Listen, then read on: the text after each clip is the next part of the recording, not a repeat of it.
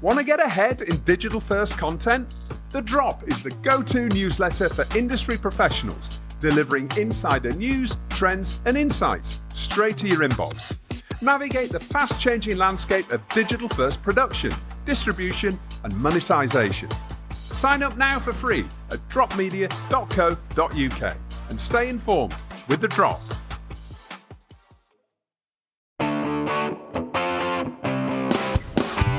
Hi, I'm Justin Crosby and welcome to another TellyCast.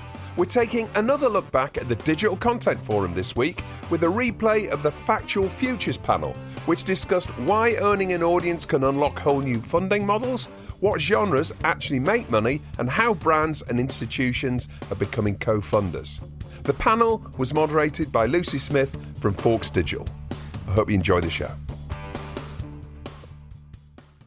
So film your documentary on an iPhone, put it on YouTube, and make loads of money. Yeah. Is it that simple? I am Lucy Smith, founder of Quintus Digital, here to steer a discussion around the evolution of factual content and formats in the digital sphere. And I'm joined by titans in the genre. Gerrit Kemming, founder and MD of channel operator, digital distributor, and commissioner Quintus Studios. We have Marvyn Benoit, former commissioning editor at Sky Originals and creative executive for YouTube Originals, and now founder of Baker's Dozen Studios. And we have Jamie McDonald, development don, spearheading format development as head of originals at After Party Studios. So, round of applause to these guys. Good evening.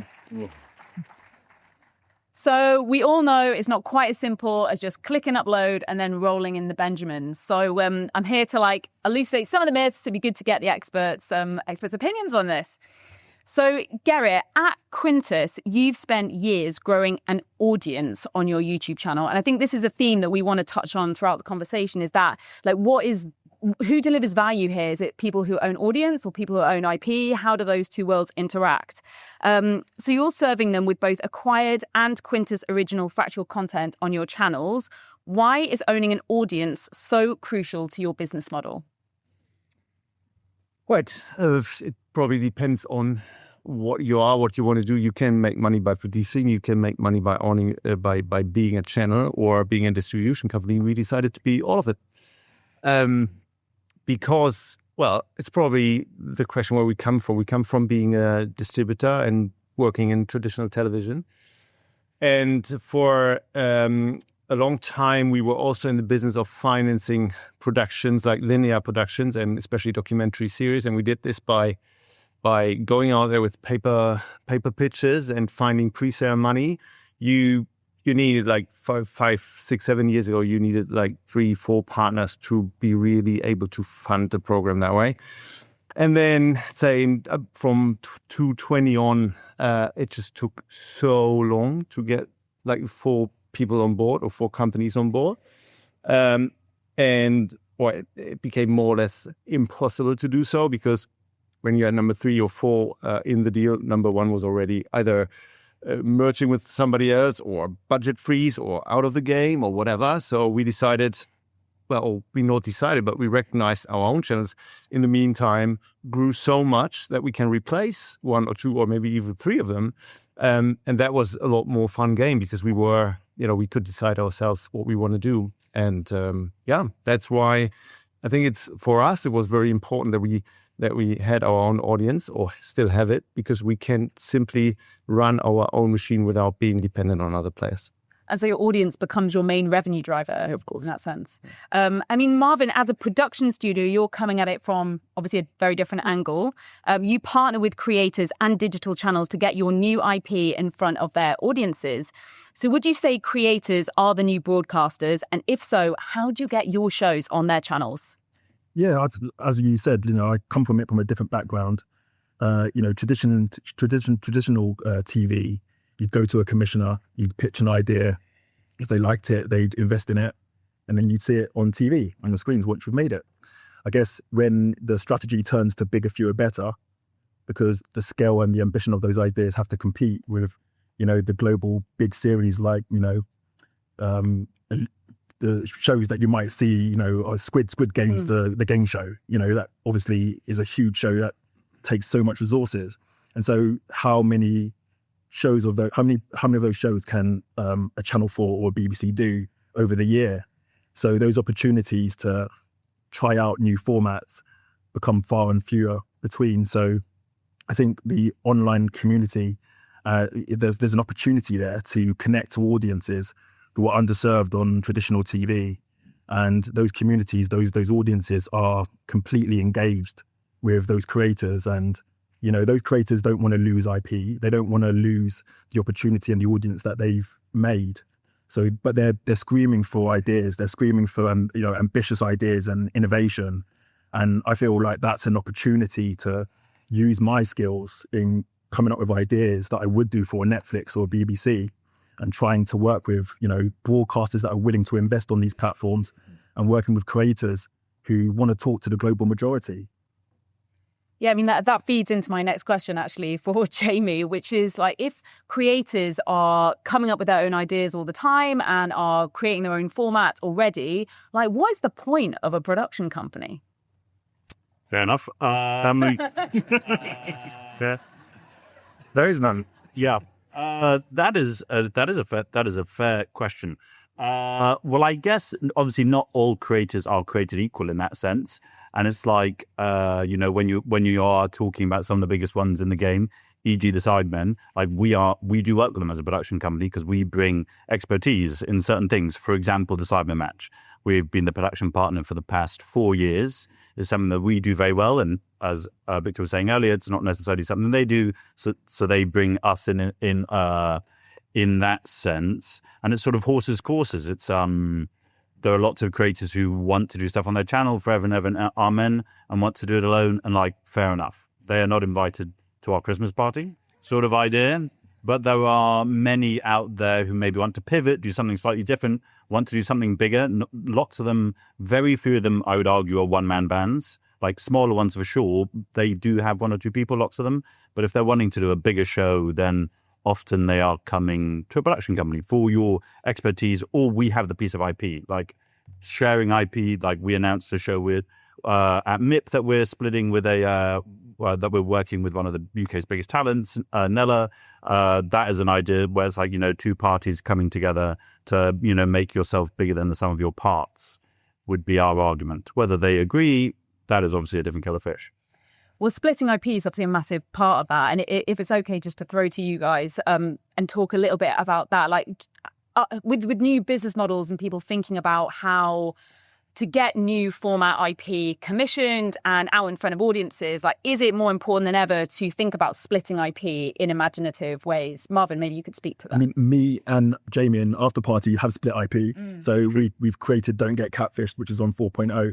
And it's been a great collaboration of using the innovation of like the experience that you guys have in Wealth of working with creators and the productions and the way the speed of which we are listening to the audience and collaborating. And I'm bringing in my experience working in broadcast, and it's a beautiful thing. It feels like what we're doing feels fresh, and the audience are responding as well. They're like engaged, and they're seeing the work that we put in. They're seeing that the format feels different to what they're used to, but still feels, I hate the word localization, but when I say localization, what I really mean, it's not just about like changing language. It's about a culture.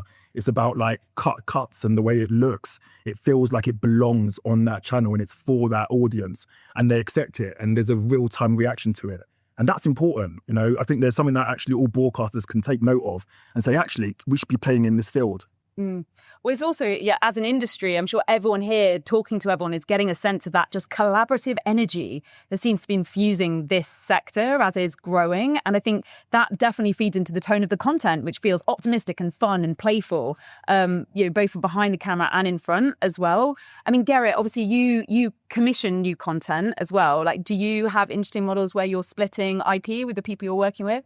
Yeah, splitting IP is a bit a difficult game for us because we're from Germany, and you might have heard that there's some bureaucracy problems sometimes in Germany. So that means splitting IP is really difficult because you would need to set up your own like complete company and asset for each co-production that you do where you split IP. But what we do is that we work in different ways with producers together. So what we usually do is, so Adam, our creative director, sitting somewhere in the audience. Oh, there he is. So he he built up this amazing pool of like really talented and highly skilled filmmakers and VJs that are all over the planet, and they know what's working for us or what kind of topic buckets.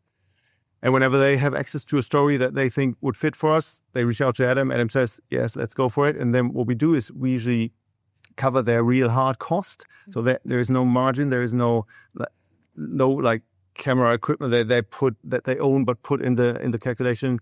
So that's not what we could do. But what we do is we offer our channel network and the potential of generating money.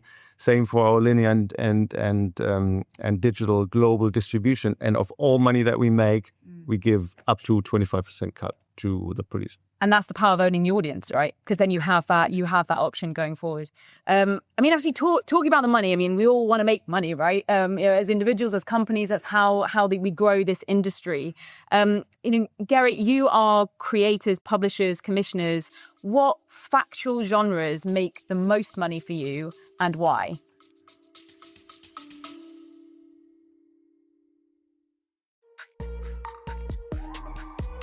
This episode of TellyCast is brought to you with Shaftesbury, the hit-making producer behind international series like Murdoch Mysteries, Hudson and Rex, Departure, and Hell Motel. Shaftesbury builds worldwide fandoms across digital, live events, Roblox and more, creating entertainment brands that live far beyond the screen. Check out Shaftesbury's Jay Bennett on TellyCast, speaking from MIPCOM 2025, sharing how smart marketing, multi-platform rollouts and innovative IP strategies keep global audiences coming back for more. Shaftesbury, built on legacy, driven by what's next.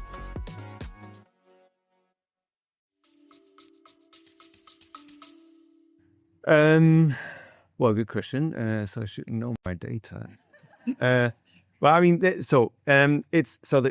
How you make money is actually, on the one hand, the reach, of course, but then also in which territories you have what kind of reach, right? Because that determines, again, the CPM.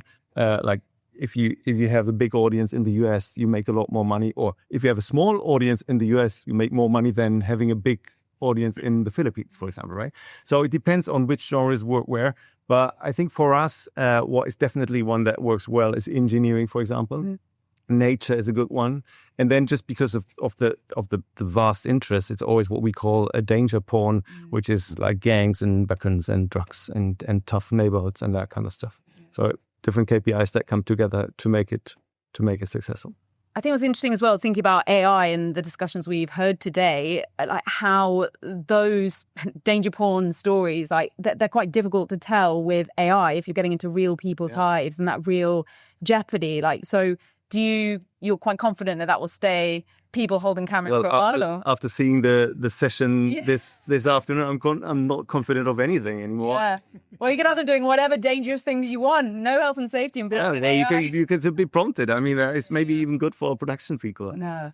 Well, it's interesting as well because obviously you've got your channels, you've got your factual genres that perform really well, but also your commissioning formats, right? It's a new game you've been experimenting with over the last few years, and I know that one format in particular, the Green Deal, is really interesting one to talk about. It's like a flavour of Dragon's Den for sustainable business. Like, how do you intend to grow this series? How did you go about getting it funded, and kind of what's the long-term vision for a format like that? How you've exploited it? Yeah, in the end, the currency is always reach, right? If you have vast reach, then you will be able to monetize it. And so the question is, how do you get the vast reach? And in this case, and we heard a lot about this today, it's bringing together big creators with their existing audiences and find a model that works for the show that you do, but also for each creator and for their audiences, right? And if you do the right mix, bring them together, then in this case, together with a German like DBU, which is a German, it's a governmental institution that funds sustainable stuff. In combination with that, then brands will be highly interested or are highly interested in the show. Just finding pots of money, guys. Just find pots of money everywhere. Yeah. I think that is the learning from the last 5-10 years, right? It's not, as you said, it's not like going to a broadcaster, get the money, produce it anymore. It's like co-producing, selling afterwards, third window, second window, own audience, finding brands that fund it, finding institutions that fund it. So that is the exciting thing. But that's literally our job, no? It's like I think we were chatting yesterday over a very nice coffee, and it's like frontier territories for that. It's like it's Darwinian, adapt or die. You got to go find the money. And I think that scares a lot of people, but what we've talked about it quite a bit. I think it's like super exciting time. Like we bought a fully brand funded 4-part doc series to a UK broadcaster, and they're like, yes, happy days, we'll take that free show. But it's a digital play, so it's like this is the future. Like all the days of one funding TV is dead. It's like film, I would argue, of like patchwork financing. That's the future, which is cool. It's like it's not the end of the world. Well, I think a kind of a bottleneck that a lot of traditional TV production companies had is once they pitched it to X number of broadcasters, X number of commissioner relationships, that kind of idea dies on a hard drive, doesn't it? Sort of you pack it away, move on to the next one. Whereas actually, when you rethink a model to say anyone could be a commissioner, whether it's a brand or a tourism board or a governmental body, it kind of suddenly opens the playing field to getting things funded in really different, interesting ways. True, but the dangers, I'd argue, for certain brands or online, it's not that online is where you go to the bottom of the drawer and pull out the dusty one and be like, no one had this. Do you fancy it? It's like the online audience in particular is like uber discerning. So they will smell a rat or a shit format quick. And in the end, it needs to convince the audience, right? So it might be dusty or not. But if you're confident that it will reach an audience, then you can maybe also find a way into it, producing it, getting it out there to whoever, with creators or with a broadcaster or with a channel like us, or going to Jamie and they help you, and then do it, and then the money comes later, right? That is different. It's of course more risky. It's more, you need to be brave and invest into something. But when you're convinced, I'm a believer in that, in the investment. The CPMs are always changing. The negotiation and the dialogue with these platforms are always changing. You only have to look at the record industry to see when it died and CDs stopped. There was conversations going on, and now they're happy how much money they're getting. I mean, the artists themselves, another conversation. But the truth of the matter is there is money out there. So just get it out there and you've got to be in it to win it. No one wants the BBC to become blockbusters. Yeah. Hey. Yeah, I don't know. They're just not. But I think actually, Marvyn, it would be a great point to jump into this conversation about risk, right? And about who bears the burden of risk when it comes to testing new formats. And if you, as a production company, so believe in an idea, so believe in a piece of IP, how do you use digital platforms to test and iterate new IP? Is it important to start thinking about a development process as trialing IP on social media platforms? Look, we need to. I pitch ideas all the time. Some get stolen. Some people tell me no. The reality is I know that I trust my process. When you've got a good idea, if you believe in it, put your money where your mouth is. I invest in my own shows. I invest in my own tape. This is just an opportunity for us to say, do you know what? I'm going to invest in it and I'm going to pull it out, and the audience are going to tell me that it's great. And when you build that audience, when you can connect with an audience, you'll see the traction. People will start believing in something that exists because it's no longer in your brain. And there's an audience that love it and they will connect to it. So I think it's just about taking innovation and taking that. I hate the word risk because it sounds really, but it's that golden pillar, or like Sky used to always talk about this, which was like content, technology, innovation. And, and like at the moment, online is where that's at. That's where it's happening. I feel like this is the community where we're taking risks, where we are trying new things. And we don't know where it is, but you've got to be in it to win it. Like if I had said invest in Bitcoin 20 years ago, you probably wouldn't have done it, but now you'd be very happy if you did. So Yeah. It's also, I guess it's a question of price as well, right? Because I think digital budgets, a lot of people in the traditional TV space would look at digital budgets and kind of balk at them and go, we can't possibly create a series for 10K. But I think people have to be much more innovative in their production models to think, how can I make something as an MVP format, get it out in front of an audience, test it, iterate it, and then grow it into something potentially bigger budget? I mean, does that speak to your development processes and how you fund and get content in front of audiences or not? Well, I would argue not all online budgets, as in not taking away streamers, are small. There are some opportunities, and we as a company have been very fortunate to work with healthy budgets. So I think like that is a myth in some ways, I would argue. But then you're just changing your production model. It's not quite like stack them high and sell them fast. But like in Factual, I would arguably say yes, it's lower than some linear tariffs, but there is real ability to make good money. But you are just doing it at a much faster pace. It's like the Spirit Studios gentleman saying that sort of 8-week turnaround. It's like a Catfish that Marvyn and I are doing together. It's like we're doing that quick from commission to shoot to Ep 1 basically done. It's like 6 to 8 weeks.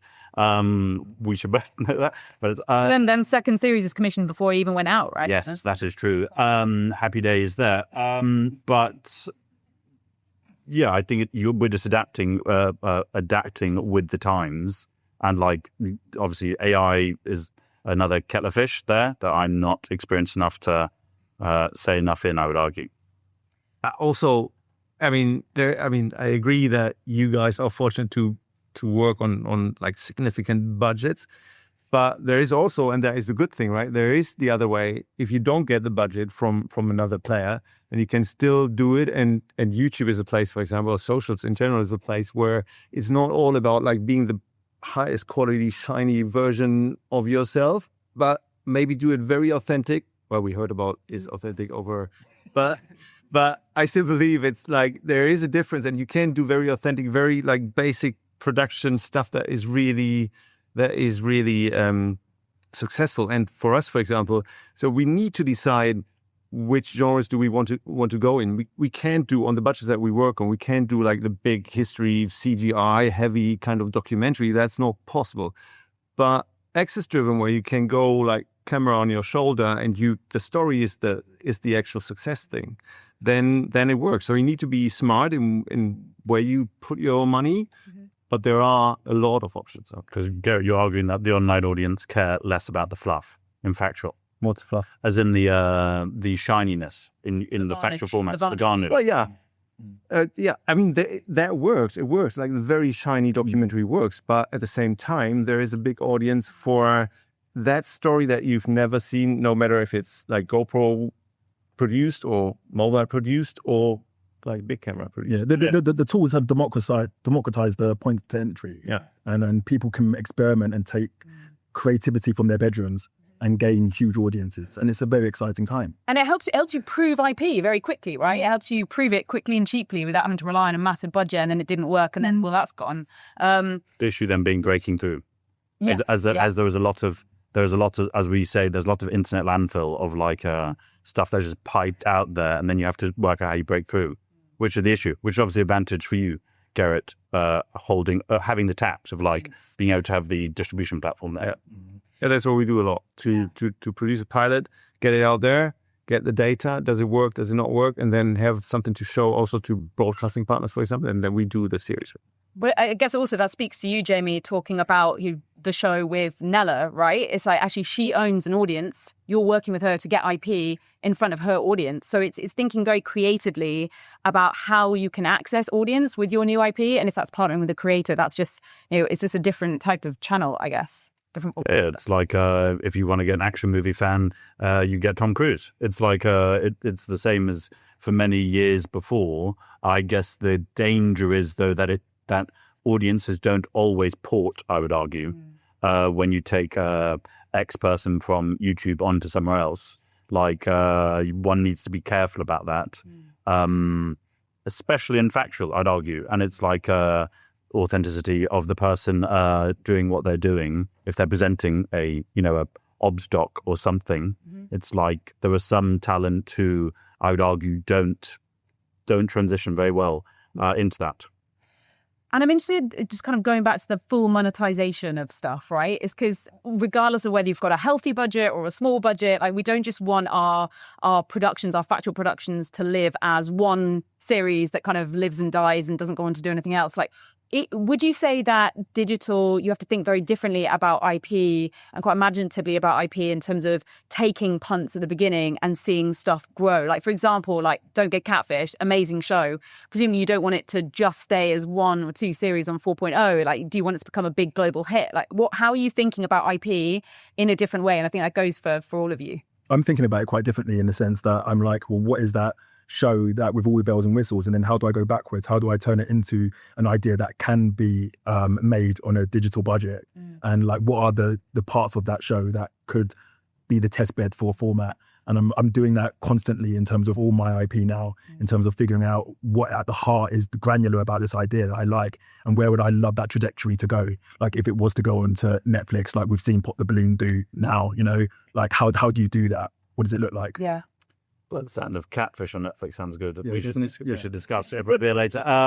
But yeah, for us, I think it's like we're like any sort of production company. We're looking to take anything that we have and leverage it as in every different way that we can, whether that be for a different platform in the English language, in Deutsch, elsewhere. It's like for sure that is a lot of my time and our CEO's Josh's time going out and doing that and trying to push the long tail, so to say, of our content, because as I said, there are big budgets, but not all of them are big, and you know it is it's a long-term game in that sense. But I think Factual is very good for it, as opposed to potentially others, especially in sports. And that's something we've talked about a bit. It's like sports is a real growth area, I would argue, in Factual. Well, we've got 30 seconds left. So I think we'll probably just round off with one final question, which is, digital can feel like a game where no one really knows the rules, but you have to be in it to win it, as Marvyn said. Like, what is the risk for traditional broadcasters and factual production companies not playing in this space? Keep it really quick. We've got 10 seconds. Then I need to think quickly, which is really difficult for me, at least. So I think they can play their game, go on with that, but it gets smaller and smaller. So if they want to do, so either they become the relevant set and they are happy with what the leftover is, or they need to play the new game. I mean, we're seeing convergence ultimately, where like people are agnostic in terms of like whether they watch it on what platform, whether it's on your mobile phone or your TV screen or a tablet. But I like the idea of like collaborate or evaporate. Yeah, I like that. Wait, that's really cheesy. Yeah, I guess I see it like when they had the decision to go from black and white to color. It's like it's an obvious decision. They shall do it, and they will evolve. And I'm confident in that. Yeah. No, Darwinism in its best. I'm here for that energy. Yeah. Right. Well, thank you so much, guys. Really appreciate it. Thanks to the panel. Thank you. Well, that's about it for this week's show. I hope you enjoyed the panel session. This week's show was recorded at the Digital Content Forum from the BFI South Bank on the 6th of November. We'll be back next week with another show. Till then, stay safe.